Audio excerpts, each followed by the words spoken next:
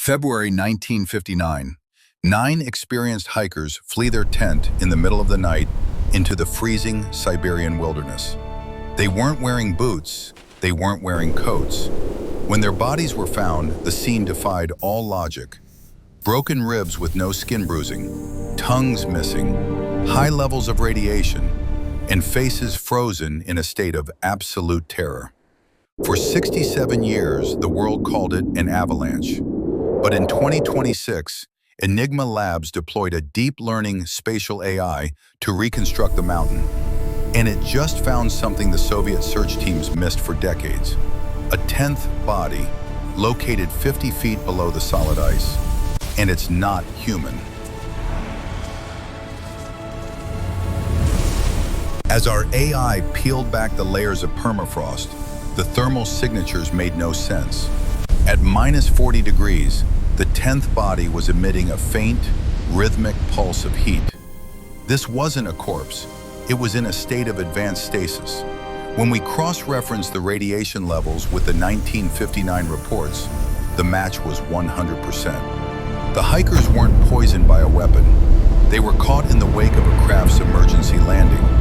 And the 10th passenger has been waiting for someone to find it for 67 years. But the discovery didn't stop at the body. Deep within the 10th passenger's neural link, Enigma Labs recovered a final data transmission sent 67 years ago. It wasn't a distress signal, it was a beacon. As of 0400 hours today, that beacon has been answered. Something is currently descending toward the Ural Mountains at speeds exceeding Mach 20. The Dyatlov Pass wasn't a crime scene, it was a waiting room. And the wait is finally over. Stay tuned as Enigma Labs prepares for first contact. This is only the beginning. The impact wasn't a crash, it was a docking. As the dust settled over the Ural peaks, a structure emerged from the snow that matched the geometry of the 10th passenger's DNA. This wasn't just a ship, it was a biological key. When Enigma Labs drones breached the perimeter, we didn't find engines or controls. We found a library of human history predating the Ice Age by 30,000 years. The 10th passenger wasn't an invader, it was a guardian. And it just woke up to tell us why the 1959 hikers really died.